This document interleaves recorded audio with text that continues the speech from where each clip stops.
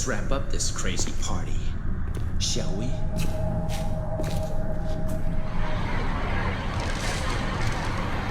Gotta clean up the mess Father left behind.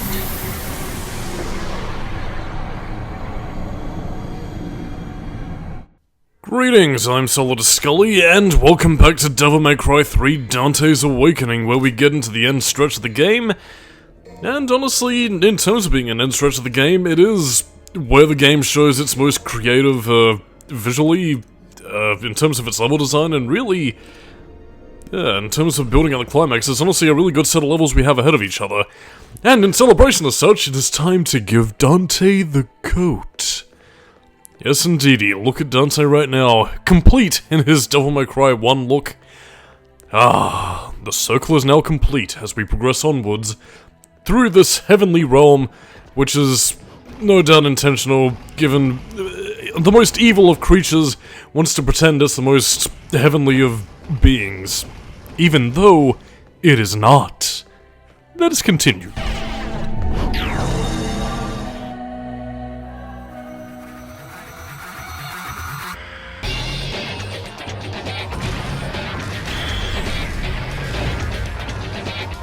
And now we get to a bit of an interesting puzzle boss, for lack of a better phrase.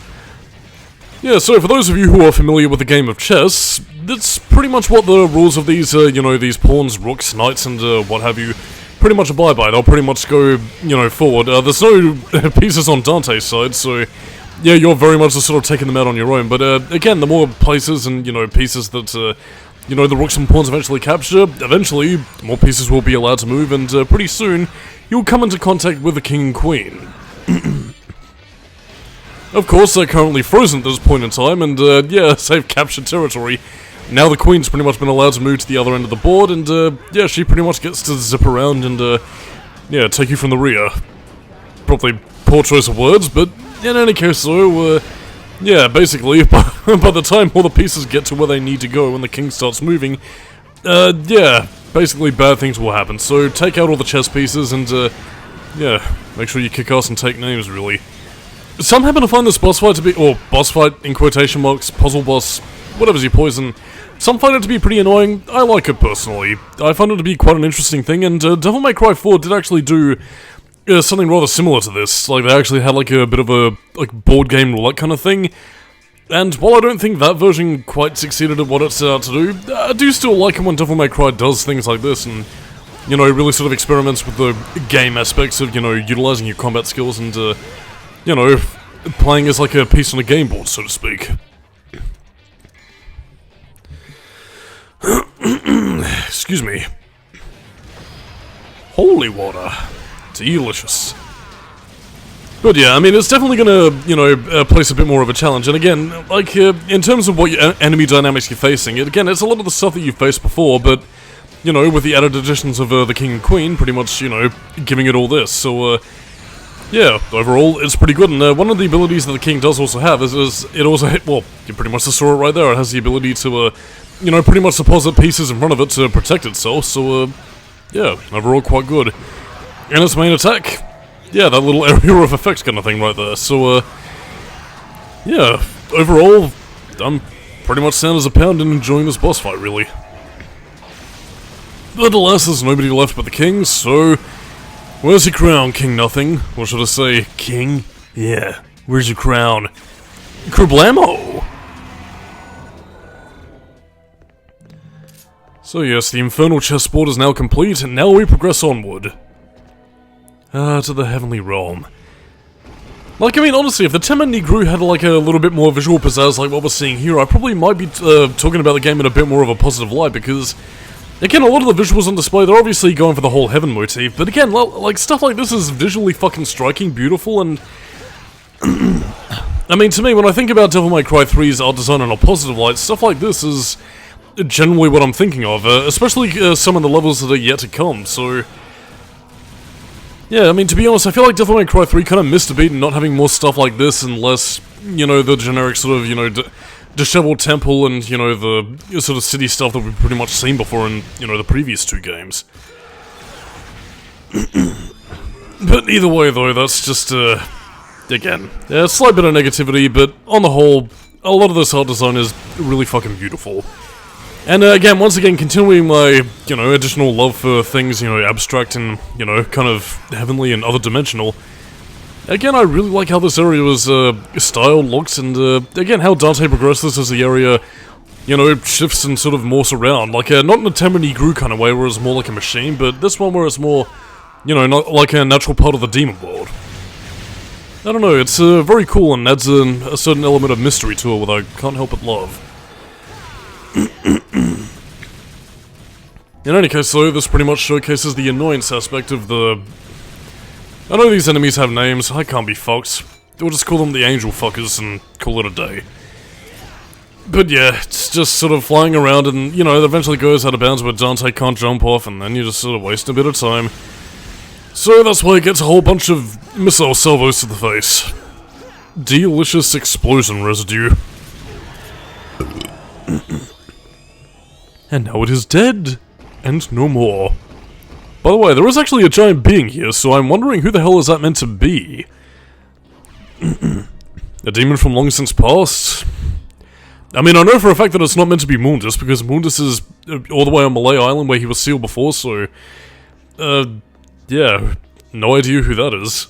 And now we have MC Ash's Wet Dream, and, well, you're probably not really going to be hearing it around here, but I swear to God, like, the overarching theme to this little area right here contains, like, a little element that was used in Ratchet and Clank 3 with, the Tyrannosis planet for the main world, for the main level of that game.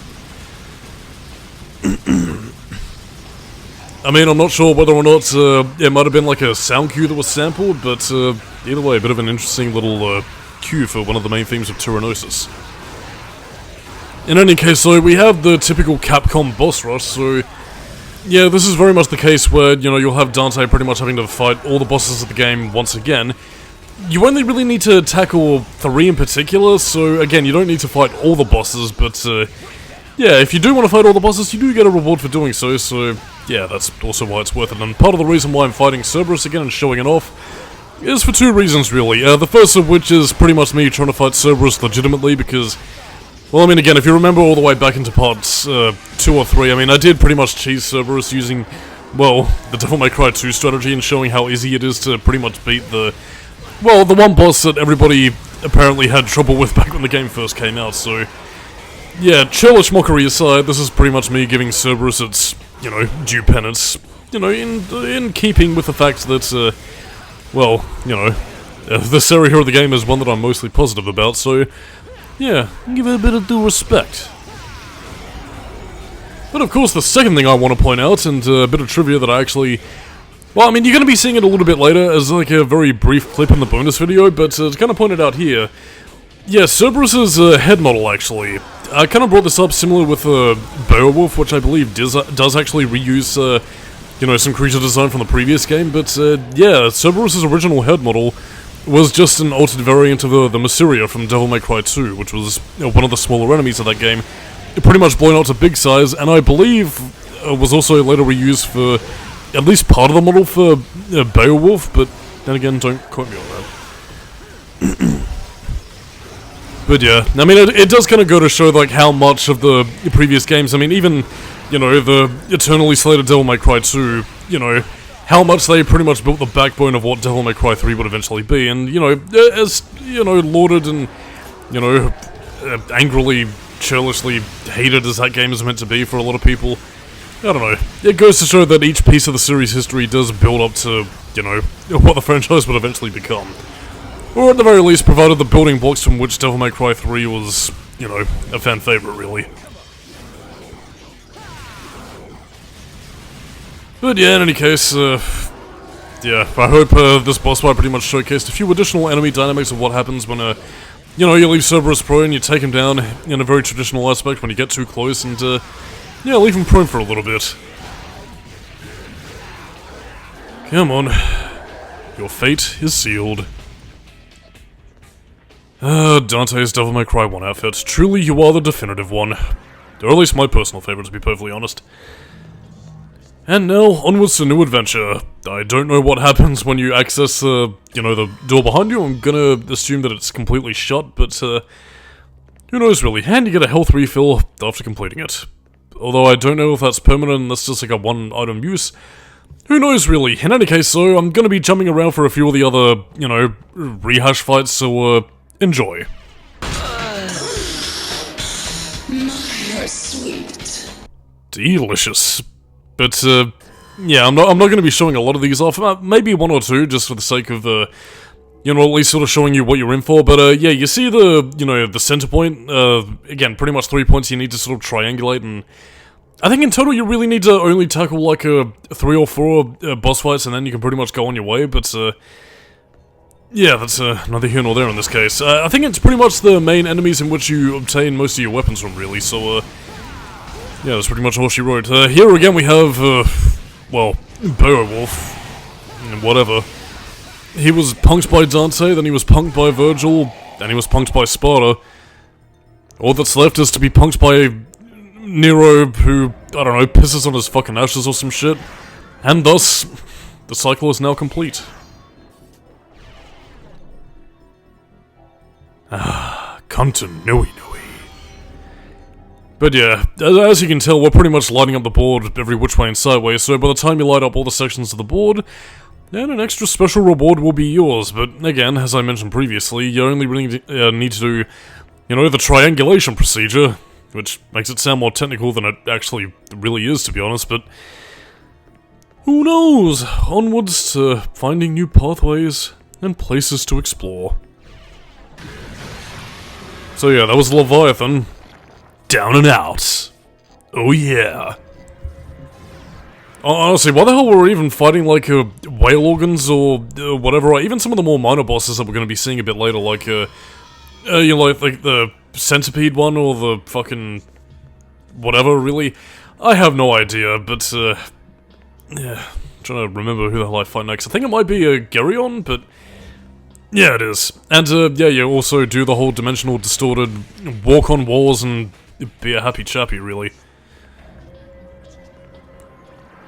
But yeah, all of this is really in service of a blue orb to kind of spoil the reward, really. Excuse me. Yeah, I hope I'm not coming down with something, but waste, I'm sure I'll be right. In any case, though, onwards to the next adventure as we travel with the music of Tyrannosus as we fly across the sky. And yeah, I have no idea why the hell they decided to include, like, the front of Dante's shop during the middle of the day, but, I guess I technically count the Hell Vanguard as a boss, even though it's not really one? It's more of an enemy rush than, you know, anything else, so, well, I suppose without anything of note to really talk about in this stage, I suppose I might as well talk about, well, I'm not really too sure if I should be saving it for next time or now, but, yeah, I might as well say it now, really. I suppose... Oh no, I'd already talked about that. Whoopsie doodles. As it turns out, I do not have anything at present to say. So, in the meantime, enjoy Dante rocking out while everybody fights. In front of Love Shack and Take-Two, not to be confused with the game publisher. And indeed, Dante's destroyed shop, that then gets rebuilt into the Devil May Cry 1 incarnation, but then later on in the series turns into the Devil May Cry 3 incarnation, because this game was the popular one. Why the hell do I bring that up? Because, location continuity. It most certainly is confusing. Kinda based more on, kind of popularity, really. But yeah, I mean, again, you've seen the whole Vanguard before. There's no real changes to any of the enemy dynamics in terms of the bosses that you fight. Part of the reason why I'm only really showing a lot of this, even to begin with, really, is just, well, I suppose mainly just to sort of showcase exactly what this area is. And in turn, well, yeah, showing off a few moves that I seldom get to explore otherwise, like Wild Stomp. But yeah, the only two boss fights I really planned on showing off of this was mainly, well, again, Cerberus, to give it a decent showing. And in turn, well, yeah, Agni and Rudra. Because I did mention beforehand that there was a certain attack pattern that you didn't get to witness if you take out both of their health bars evenly. What do I mean by that? Ooh, well, you'll just have to find out, and oh my god, a second Hell Vanguard. Truly they have broken new ground, as it reuses a Sin Scissor laughter. Ha ha ha ha ha ha ha ha. Dear god, it competently blocks. Truly the hardest game ever. easy mode is now selectable, whatever. I mean, then again, I suppose it's also worth noting that when you complete the various, you know, different difficulties of Devil May Cry, it does actually have, like, several similar quotes of, you know, whatever else. So again, if you complete the easy mode, it's pretty much just like a prequel. Doesn't mean you can be a newbie. With, again, clear game artworks of, you know, Dante, Lady, Virgil, and Arkham, pretty much pointing all their weapons at you going like, huh, you're a pussy for playing easy mode. Fuck you, suck my dick. And, yeah. The normal mode pretty much is, goes with the, I didn't like being considered normal. You know, pretty much there to challenge anybody to play through the hard mode of the game. When you complete hard mode, I think when it unlocks the, you know, must die mode, it's like, heh, guess it's time for me to die again, huh? Yeah, chimichangas. Yeah, I'm cool. And, finally, probably the best, because it doesn't sound like a fucking douchey monologue, is it's, yeah, when you do complete the Dante Must Die mode in DMC3, you pretty much get the phrase, now that's what I call raising a lot of hell. But yeah, apart from that, you do also get another bonus clear out, which I think is meant to be more of like a joke thing with, I want to say it was either Heaven or Hell difficulty, but don't quote me on that, but it's pretty much the whole thing where, yeah, it pretty much showcases, well, pretty much like a very Japanesey, like, reaction quote from, like, a chibi version of Arkham and Lady chasing each other with Jester running about in the background with the giant moon or whatever. Again, I'll be showing a little bit of that off in the bonus video, but you do also have additional clear artworks for, you know, getting all S ranks and doing whatever else, so, yeah, needless to say, I mean, if you're the kind of person who likes unlocking things and, you know, spending your time completely maxing out every single video game every which way and sideways, well, you'll be sound as a pound with Devil May Cry 3. Particularly the special edition, which does contain a few more, you know, additional segments that we will be covering as we go on. Mainly in the bonus video, more than anything else, because, we'll get to that, because as you saw at the beginning of the game, you know, you do get to play as Virgil, there is the Bloody Palace mode, and, yeah, just a few other little nicks and touches that the special edition added to make the experience feel a little bit more complete. Although, I mean, honestly, it does also sort of make me wonder how complete the original Devil May Cry 3 experience really was, but, I mean, I'm not specifically talking in terms of, like, you know, the game being unfinished or anything. I mean in terms of, like, what the developers wanted to add, but, otherwise didn't for the base game. I don't know, I suppose this was technically the beginning of the whole sort of, you know, Devil May Cry, like, you have a base game and doing whatever, but then later on they'll add a special edition which gives you, arguably a few more features. The most significant one of which I still think is Devil May Cry 4, really. I mean, again, like, the addition of having Trish and Lady as playable characters, as well as, you know, also having quite a bit more meat added to the game as a whole, just really sealed the deal for me. And I mean, I can say that because I actually do own both copies of Devil May Cry 4, both for the PlayStation 3 and, you know, for current generation consoles, so, yeah, whoopee. Well, I mean, again, I say current generation consoles as if I have a PS5, which, I don't. Because, I mean, if I did, then, oh, I mean, I'd be fucking poor, but then again, money's been tight lately. Well, I mean, again, as I'm sure we've all been experiencing, really, but, yeah, considering the price hike that, you know, the Xbox Series X and PS5 is going for, yeah, probably still gonna earn myself a bit more dosh before I even consider making an investment, really. But anyway, Agni and Rudra, round 2. This time around, I'm pretty much focusing on one as opposed to the other, and, yeah, similarly, their enemy dynamics don't really change that much, at least, you know, yeah, excuse me. When you have them both together, it's really just more of a case of, you know, dodging one, look out for the other. But when you take out either Agni or Rudra, then things begin to get, fucky. And then Dante gets lucky. Except he doesn't, really. Because the whole idea of Dante is that he's apparently a kind of a loser in love, really. So much so that he proposed to a mop. Oh, well, I mean, then again, I mean, he might be a loser in, like, the long-term relationship department, but as I mentioned before, I mean, at the very least, I'm sure him and Lady have a friends with benefits thing going on. But then again, who knows what the future holds for Mr. Dante Sparda Esquire. Well, then again, I suppose at least at this rate, it's pretty much Nero and Kyrie, and following their descendants, or something or other. Who knows, really. But either way, with one of them taken out, here's what happens and what you didn't see before.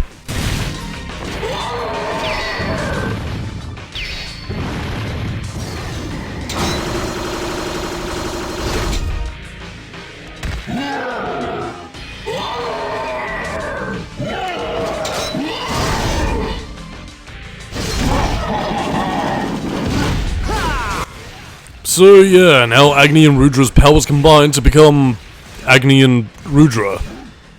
Yeah, it's pretty much the same sort of health bar, it's just that, you know, one of the two brothers pretty much have both of their powers combined, and, yeah, they pretty much utilize similar abilities of, you know, what you pretty much get to utilize if you're utilizing Swordmaster with, Agni and Rudra together, really, so...